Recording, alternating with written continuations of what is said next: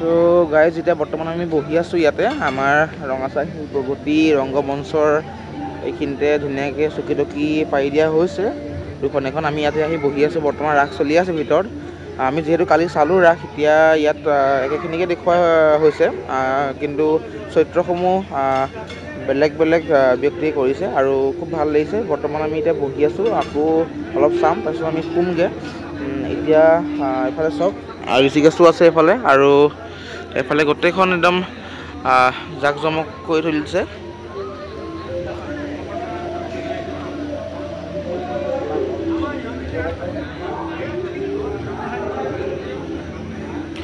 আৰু ইয়াৰ লগতে কাইলৈ আমি যিহেতু এবাৰ যাম, আমাৰ খুব দুখ লাগিছে আচলতে।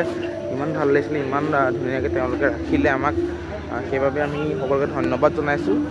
বিশেষকৈ আমাৰ ছাৰহঁতৰ পৰিয়ালটোলৈ আমি ধন্যবাদ জ্ঞাপন কৰিছোঁ। আৰু ইয়াত শ্ৰদ্ধাঞ্জলিও জনাইছে আমাৰ হাৰ্টথ্ৰব শ্ৰদ্ধাৰ জুবিন গাৰ্গ আৰু শ্ৰদ্ধাৰ ডক্টৰ ভূপেন হাজৰিকা দেৱৰ। খুব ধুনীয়াকৈ ডেক'ৰেশ্যন কৰিছে, আৰু আশা কৰোঁ আগলৈকে এনেকৈ আমি মাজুলীলৈ আহিব পাৰিম। আৰু এইটো হয়তো আমাৰ শেষৰটো ভ্লগ মাজুলীততো এইটো হ'বই, আৰু কাৰণ আমি কাইলৈ যামগৈ। আৰু যোৱাখিনিও আচলতে ভ্লগ কৰিম বুলি ভবা নাছিলোঁ, কিন্তু বন্ধু ঋষিকেশে ক'লে যে নাই এইখিনি ভ্লগ কৰি থোৱাটো ভাল, তেতিয়া আগলৈ আমি চাবও পাৰিম ভ্লগটো আৰু খুব ভাল লাগিব। সেইবাবে আকৌ এই ভ্লগটো কৰিছোঁ, আৰু খুব ভাল লাগিছে এইখিনিত।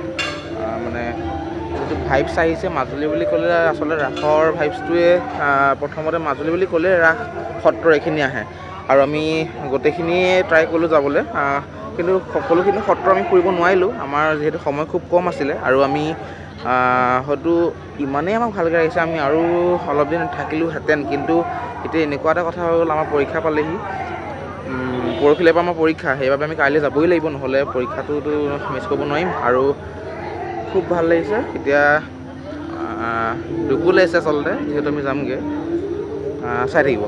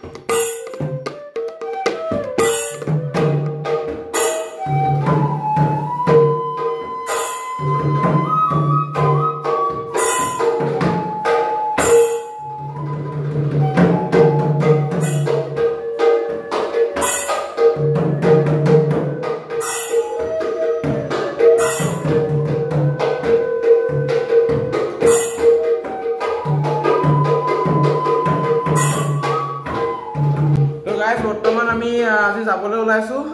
আজি আমি যাৰ ঘৰত থাকিলোঁ এইকেইদিন খুব ভাল লাগিলে, আমাক খুব ধুনীয়াকৈ ৰাখিলে। আৰু এতিয়া চিনাকি কৰি দিব খুজিছোঁ, আমি চম্পক ছাৰহঁতৰ ঘৰত আছিলোঁ।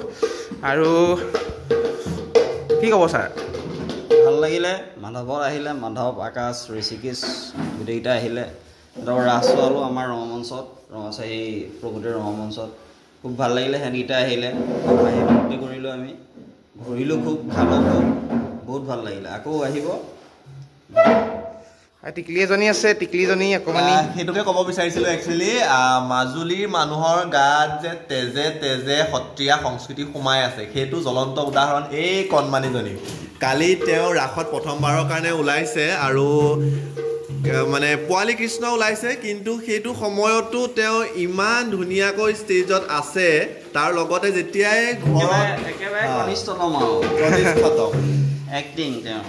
প্ৰথম উদ্বোধনী কৰিছে তেওঁ জীৱনত প্ৰথমবাৰৰ কাৰণে, আৰু যেতিয়াই খোলৰ বাজনা ৰাসৰ গীত শুনে তেওঁৰ হাত অট'মেটিকেলি হালি জালি যায়। কিন্তু সেইটোৰ পৰাই বুজিব পৰা যায় যে তেওঁৰ গাত অলৰেডি গোটেই সত্ৰীয়া সংস্কৃতি সোমাই আছে আৰু প্ৰত্যেকজন মানুহৰ গাত। আৰু ইয়াৰ ঘৰৰ আৰু এজন সদস্য আমি আগৰ ব্লগত দেখাইছিলোঁৱেই, এই কণমানিটি। সি এইফালে ফুলত দেখিছেই একেবাৰে নিপুণ পাৰ্গত, লগতে সি নৃত্যও কৰে, অভিনয়ো কৰে। কালি আমাক ধুনীয়াকৈ ৰাসত সি ধুনীয়াকৈ দেখালে অভিনয় কৰি পেলাই। চ' প্ৰত্যেকজন মানুহৰ পৰা আমি কিবা নহয় কিবা এটা আমি পাবলৈ সক্ষম হৈছোঁ। এইফালে আছে আমাৰ বৰমা, তেওঁ আমাক ইমান ধুনীয়াকৈ আমাক আদল বদল কৰি ৰাখিছে, ভাল লাগিছে। সেয়া আমাক খোৱা বোৱা যোগান ধৰিছে ধুনীয়াকৈ। এইফালে আছে আমাৰ ছাৰৰ বৌ, আৰু তেওঁ আমাক ধুনীয়াকৈ ঘৰৰ প্ৰত্যেকজন সদস্যই একচুৱেলি আমাক বহুত মৰমীয়াকৈ ৰাখিছে, আমাক খুৱাইছে বোৱাইছে, ধুনীয়া ধুনীয়া খাদ্যৰে আমাক আপ্যায়ন কৰিছে, বহুত ভাল লাগিছে। আৰু এগৰাকী থাকি গ'ল বৌ, বাৰু দাদাও থাকি গ'ল, তেওঁলোকে আছে ভিতৰত, এতিয়াও মানে বনাই আছে, খানা পিনা বনোৱাত ৰেডি হৈ আছে, মানে আমাক মানে ৰাতিপুৱাৰ পৰা খুৱাই আছে একদম। তো গাইজ বৰ্তমান আমি যাবলৈ ওলালোঁ, খুব ভাল লাগিলে ইয়াত থাকি। আৰু আছে কিবা কৈ দিওঁ আৰু যাওঁগৈ। এয়া একদম মানে হেভি হাৰ্টে যাওঁ আৰু ধুনীয়াকৈ একদম মানে ভাল লাগিলে। আৰু যাবলৈ যদিও আছে, লোকৰ পঢ়া আছে, তো তাৰ মাজতে যিকণ সময় আমি পালোঁ সেইকণ সময়তে আমি যিমানখিনি আমাৰ মেমৰি বনিলে সেইখিনি মেমৰি কিন্তু আমাৰ মানে মনৰ সাঁচি পাতত আমি ধুনীয়াকৈ লিখি থ'ব পাৰিম। খুব ভাল লাগিলে আহি পেলাই। এতিয়া আমি গৈ আছোঁ আৰু টমটম এখন লৈ। ভাল লাগিলে, অকণমান দুখ ওলাইছে, ৰংগমঞ্চ আছিলে দেখিছে গোটেইখিনি ধুনীয়াকৈ। আৰু ঘৰৰ পৰা ওলালোঁ এতিয়া, যোৰহাট যাম। আৰু ব্লগটো মই গৈছিলোঁ কালি ৰাতিয়ে গৈছোঁ, আৰম্ভণিটো যিহেতু কালি ৰাতিয়ে গৈছিলোঁ। আমি ব্লগটো শ্বুট কৰাৰ কথা নাছিলে, কিন্তু ই ঋষিকেশেও ক'লে যে এটা মেমৰি থাকি যাব আমাৰ যোৱাটো, নহ'লে অসম্পূৰ্ণ যেন লাগিব গোটেই যাত্ৰাটো। সেইকাৰণে আমি ব্লগটো শ্বুট কৰিছোঁ। আশা কৰোঁ আপোনালোকেও চাই ভাল পাব। আমাৰ অকণমান দুখো লাগি আছে, আচলতে আমি নগ'লোহেঁতেন, আজি থাকিলোহেঁতেন, কিন্তু কাইলৈৰ পৰা আমাৰ পৰীক্ষা আৰম্ভ, সেইকাৰণে যাব লাগিব। আৰু ছাৰো সেই তেনেকেই মানে যিহেতু এজন শিক্ষক হয় আমাৰ, তেওঁৰ দায়িত্ব আছে, সেইকাৰণে আমি যাবলগীয়া হ'ল। আৰু আকৌ আহিম বুলি আশা কৰিছোঁ।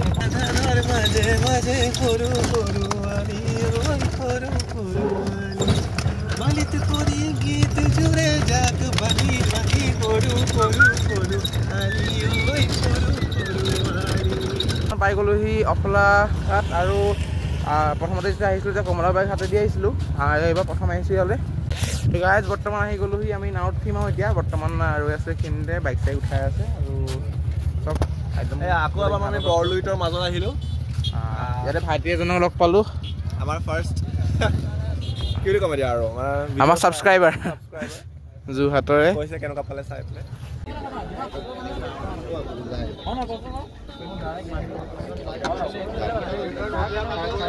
বহুত ভাল লাগিলে, শব্দত মানে প্ৰকাশ কৰিব নোৱাৰি এনেকুৱা এটা জাৰ্ণি কৰি আহিলোঁ, ভাল লাগিল।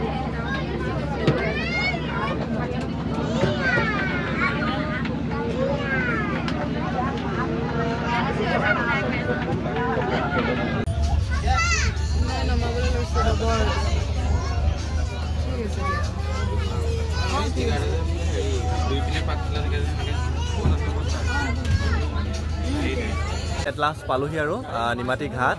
মাজুলীৰ ৰাস মহোৎসৱ চাই মেলি সঁচাকৈ বহুত ভাল লাগিলে। তাৰপিছত এতিয়া আমাৰ দুদিনৰ ট্ৰিপ আছিলে, দুদিনৰ ট্ৰিপৰ পাছত আজি আমি আহি এতিয়া বৰ্তমান বাজিছে ঘড়ীত 3:30। বহুত ভাল লাগিলে, এক্সপিৰিয়েঞ্চ বহুত মজা। আৰু আপোনালোককো ৰেকমেণ্ড কৰিছোঁ আহিব মাজুলীৰ ৰাসলৈ। ব্লগটো এণ্ড কৰিব গৈছোঁ, এইটো আমাৰ লাষ্ট ব্লগ আছিল। আকৌ হয়তো একেলগে লগ পাম, যাম। খুব ভাল লাগিলে, ভাল মেমৰিজ বনিলে। ছাবস্ক্ৰাইব কৰিব চেনেলটো, আৰু কমেণ্ট শ্বেয়াৰ লাইক চব কৰি দিব। ধন্যবাদ।